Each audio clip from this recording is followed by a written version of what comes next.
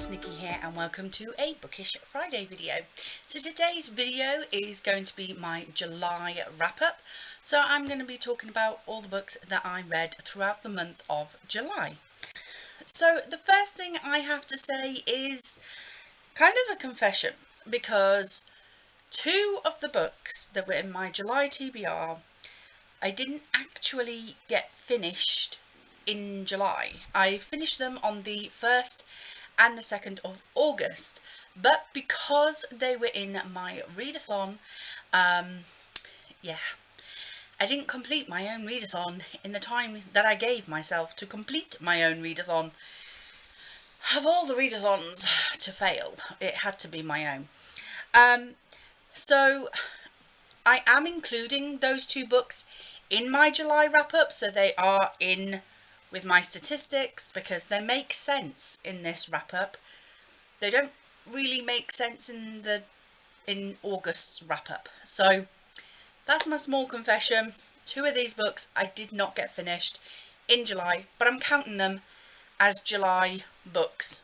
So starting off with my statistics, I read 18 books. That includes the two that I didn't. I read a total page count of physical books, 5,118 pages, and the audio hours that I listened to were 21 hours and 54 minutes. I had no 1 stars, which is really good. I had 1 2-star. I had 4 3 stars. I had 11 4 stars and only 2 5 stars. So a lot of 4 stars this month. I was really only given the 5 stars to those special few. So yeah, really good reading month. The origin of the books that I read, 4 were borrowed and 14 were books that I owned. The libraries, I am pleased to say, have finally opened. However, they are only open part-time and we are not allowed to browse the books ourselves. If we know what books we want, we can ask the staff to get the books for us if they're on the shelves. If not, they will order them in and we can collect. The formats of the books that I read this month, I read 1 ebook. Yay! I don't read many of them. I read 3 audiobooks and I read 14 physical books. For the authors, I read 3 from male authors and 15 from female authors. And in my bindings, I read, of the physical books, I read 5 in hardback and 9 in paperback, because there was only 14 physical books. So in the genres, I read no thrillers in the month of July. I read 3 contemporaries, 1 classic, 2 manga graphic novels, 2 middle grades, 2 non-fiction, which I'm very pleased with. Of all of the genres that I want to try to hit and that I'm pleased when I do, it's non-fiction, because that's a genre that I don't read a lot of. Granted, I don't read a lot of thrillers either, so... But we're coming up to sort of like September, October, which is when I feel more like reading thrillers, so that's a good thing. And I read 8 fantasies, so yes, well, fantasy / sci-fi. So those were my July stats. As I say, I did do my own readathon this month, for the month of July, that I created with the wonderful Charlotte from Planet Lottie. I will link her channel for you down below, so please do check her out if you haven't already. And so we had 5 prompts, and all I had to do was read 5 books. And like I say, I didn't finish 2 of them until the beginning of August. But anyway, let's talk about those 5 books. So the first book that I had to read was Chosen Ones by Veronica Roth. And I will say that I have put off reading Divergent because I was really worried it was going to be similar to my experience when I read The Maze Runner by James Dashner. So because I got burnt with that, I have been very hesitant to read Divergent because I love the films, but even though they haven't finished the films, they kind of abandoned them and didn't give us the last one. But anyway, so I've been hesitant to read the books Divergent, but now that I've read this book by Veronica Roth, I'm more inclined to read Divergent because I really enjoyed her writing. I loved her writing style. I loved some of the choices that she made in this book. So this story is about a group of young adults who, through a prophecy, were declared as chosen ones. So I think there was 5 of them, and before this start of this book, the 5 chosen ones defeated the Dark One, this big bad guy who was destroying the world. They defeated him, and this is the story about what happens to them afterwards. So this book starts 10 years later, where some of the chosen ones have used their fame to make a career, kind of, and to help charities and open new shopping centres and things like that. And then our main character, who is, what was her name? Sloane. Our female main character, Sloane, she is the one that's kind of struggling with PTSD after the events of 10 years earlier. And she's really struggling to cope afterwards. She's had therapy, she's working in a kind of dead-end job. We get all of the chosen ones attending a memorial, like a 10th anniversary memorial, and 3 of them get pulled into another dimension where their bad guy hasn't been defeated, and so the chosen ones have to do it all over again, defeat their bad guy. It is a different bad guy, but they have to defeat the bad guy again, and it's how they cope with that, and the twists and the turns and the surprises in the plot here were brilliant. This is the first book in, I think, a new either duology or trilogy or series. I know it's down on Goodreads as The Chosen Ones Book 1. So I know that there is another one coming of this. I don't know how many, but I cannot wait for the next book because I am so intrigued as to where this story is going to go. There was a lot of twists and turns in it that I really enjoyed that weren't predictable in a sense, I want to say. But yeah, I really enjoyed this. I gave this a 4 stars. As I say, I was a bit picky with my 5 stars in the month of July. Talking of 5 stars, I gave this book 5 stars. This is The Seventh Son by Lainey Forbes, and this was the next book that I read for my Check Your Shelf readathon. This is a Mayan inspired story where we have a prince who is suddenly thrust onto the throne after the death of his father and his mother, and he realizes very quickly that to be taken seriously as king, he needs to find himself a wife. I don't know why, but you know, it is what it is. And so, as is tradition, all of the lords in the roundabout lands have to send their most eligible daughter. And our female protagonist in this is the only daughter of her father, and so she is sent. And all of these daughters then have to kind of take part in tasks and to prove their worthiness of becoming queen. The only downside is that those who aren't picked are going to be sacrificed as a gift to the new king and queen. So the girls are very competitive because they don't want to die. And of course, our female protagonist catches the eye of the newly crowned king. But all is not as it seems, and somebody is definitely out to sabotage her. There was some really nice relationships between, I forgot her name as well. I am awful with names. It's Mayana is the girl and Akin is the prince. And there was a friend that she had, Yemanya. I really enjoyed the friendship between Mayana and Yemanya, who is another one of the girls who is vying for the prince's hand. I really like that relationship. I'd like to have seen more of that. But there is also like blood magic in here.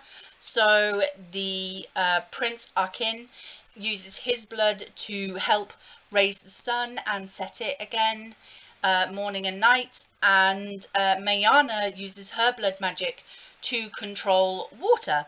So yes, all of the princesses, the lord's daughters, they all have blood magic in which they control some kind of thing. So water, earth, animals, healing, and different powers sort of thing. So they each family has a different power, and the royal family have power over fire, so the sun and stuff like that. So yes, it was very, very interesting. And again, this is the first book in, I think, either a duology or a trilogy. And again, the way this ended, I was like, when's the next book coming out? Because I was gripped. I was absolutely gripped by this book from start to finish. I loved it so, so much. So yeah, 5 stars for this one. Now, the next book I'm going to talk about is one of the books that I didn't quite finish in July. And the reason for that is this is Sword in the Stars by Amy Rose Capetta and Corey McCarthy. So this was the book that I was meant to read for the prompt to read a diverse book. Because I'd read Once and Future last year, I thought that I could just carry on with book 2. But turns out I didn't read Once and Future that late in the year. I didn't read it. I read it all the way back in May 2019. So when it came to reading Sword in the Stars, I couldn't remember a darn thing that happened. Like I say, my memory's a little bit rubbish. So I had to reread Once and Future. I gave this a 4 stars. So I thoroughly enjoyed it the first time, even more enjoyed it the second time. But yeah, I had to reread this because I couldn't remember what happened. So that's why it pushed me to finishing this at the beginning of August. So Once and Future, if you don't know, is a gender swap retelling of the Arthurian legend. So we have a female Arthur instead of the male, and Merlin is a magician, a wizard, whatever you want to call him, who each time Arthur is reincarnated to relive the legend, he's aging down. So he's getting younger during each reincarnation. So by the time we meet him in this book with the female Arthur, he is now a teenage boy instead of a wizened old man. And he has to help the female Arthur, or Ari in this book, to basically fight against a corporate company who is trying to take over the world. This is set in space. So Earth is now just a barren wasteland and uninhabitable. So the human race has spread out through space, and that's where we start with Once and Future. And Sword in the Stars continues the story. I really enjoyed Sword in the Stars. I Must admit that I got a little lost and confused though, because in this one we kind of go back in time to the original story, the first story of Arthur's legend. So we're back in medieval England, and I must admit, I don't know why, but I just felt confused a lot of the time as to what was happening, where they were. I felt like I was muddling through murky waters, like the details weren't clear. So I just felt like this lacked definition, like it lacked detail enough for me to cling on to and capture that story.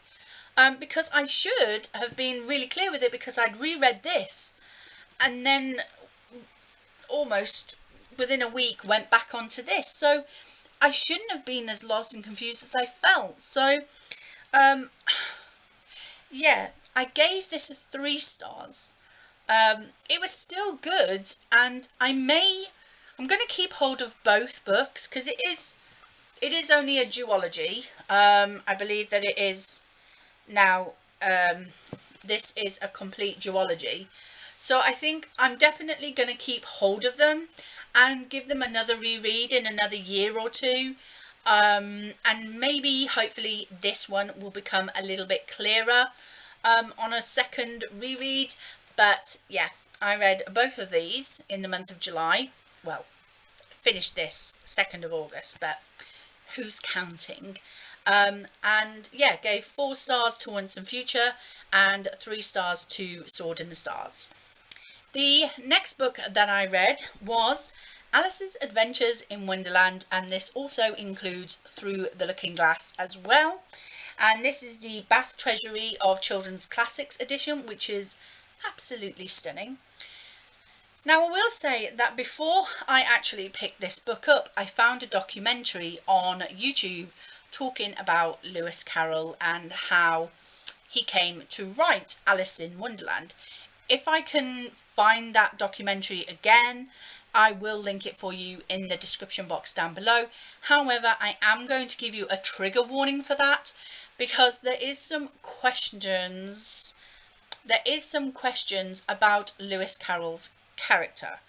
However, the first part of the documentary goes into explain that Lewis Carroll, obviously, that's not his real name, that's just his writing name. I cannot off the top of my head remember what his real name is, but I will see if I can put it in the on the screen here for you. But he was a lecturer at the Oxford University, and his office window would look out onto the gardens where the dean's 3 young daughters would play, and he became quite friendly with these girls, and they would ask him to tell them stories. And one day, as they were taking a boat trip down one of the canals in Oxford, he decided to tell them the story of Alice in Wonderland, and just off the top of his head. And then for Christmas, he decided to write the story down and present it as a Christmas gift to the girls.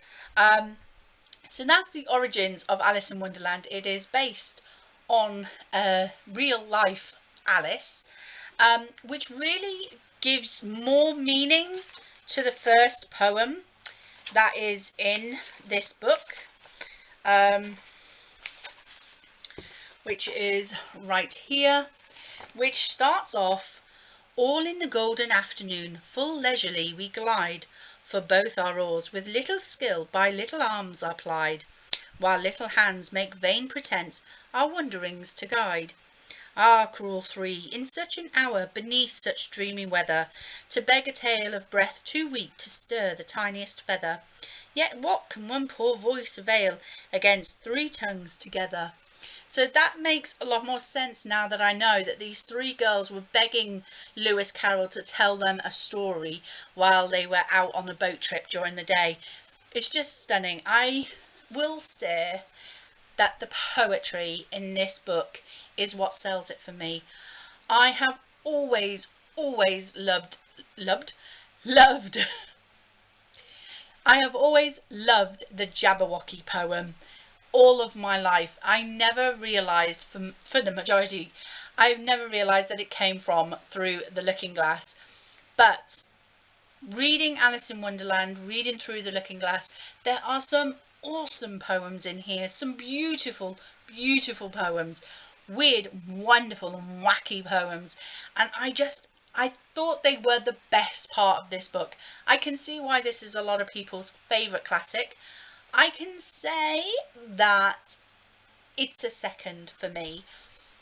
It doesn't beat Dracula. I still love my dark gothic literature. But Alice in Wonderland, it's a second. I think this is the book I could read and reread and read and read, and I would never ever get bored. It would still be just as exciting as the first time. It was a wonderful, wonderful reading experience. I was smiling throughout the majority of this book. It really, really was a pleasure and a joy to read, and I gave it 4 stars, so yes. Also as well in here we have some of the original illustrations by John Tenniel, which was specially coloured by Peter Frith, and just look at that artwork. It's just stunning.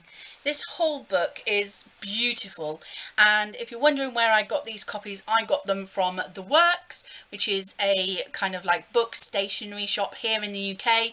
However, they no longer stock them, but I have managed to grab a couple off Amazon, so some are still available on Amazon if you wish to purchase there. But they are the Bath Treasury of Children's Classics. So if you just kind of Google that, you may be able to find this beautiful edition of Alice's Adventures in Wonderland and enjoy the poetry in it as much as I did. Okay, and the last book that I read for my readathon, and this book was the second book that I actually finished at the beginning of August. So I finished this book actually on the 1st of August. And that is Into the Drowning Deep by Mira Grant, also known as Seanan Maguire. Now, I knew that this was a dark horror sort of story about mermaids, and I was intrigued because most of the mermaid books I read, the mermaids are whimsical, magical, sweet little creatures, and we had killer mermaids in here. I am not one for horror films. I don't like them. I'm not really one for horror books. I tried one Stephen King book and I DNF'd it at page 60 because I didn't like it. So I will say that the first 150 pages of this were a little slow because of the scientific language. However, when you get through that, the story really, it grabs you. I was literally shouting at this book. Like, characters were leaving the safety of their cabin and going outside, and I was like, no, not that way, run! I was getting really involved. I was like, no! Because this is a story of a entertainment company who did documentaries on finding mythical creatures like the Loch Ness Monster, the Yetis, and you know, the mythical magical unicorns and things like that. Decided to send a ship to the Mariana Trench to find mermaids, and that ship was found lost and abandoned a few days after communication was lost with it, and no one was left aboard this ship. But there was a video footage of these killer mermaids. A lot of people claimed this was a hoax. They didn't believe it. So 10 years later, the same company decides to send a second ship to try and prove that mermaids do exist. And on this ship we have the sister of one of the ladies that was on the first ship, and it was it was so interesting. Yes, the scientific language at the beginning was a little hard and muddy to go through because I'm not scientifically minded, but if you love like sci-fi or really scientific books, you will eat this up. But even if you're not, because I'm not, if you get through that first 150 pages, the ending of this book is so worth it. So I did give this a 4 stars, but only because that first 100 pages were a hard slog for me. Now, this could be due to the fact that I am hitting a massive slump in my reading. I'm really struggling.